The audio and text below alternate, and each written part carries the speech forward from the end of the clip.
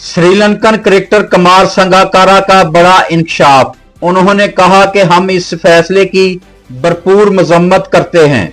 आज player of the tournament का असल हकदार साहबजादा फरहान था।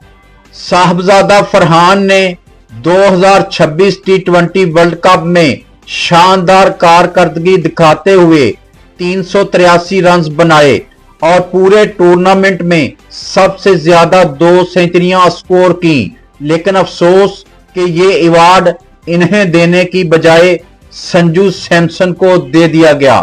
आज एक बार फिर पूरी दुनिया को ये महसूस हुआ कि क्रिकेट में फैसले मेरिट पर नहीं बल्कि ताकत के जोर पर किए जा रहे हैं। साहबजादा फरहान के साथ वाकई नाइंसाफी हुई है।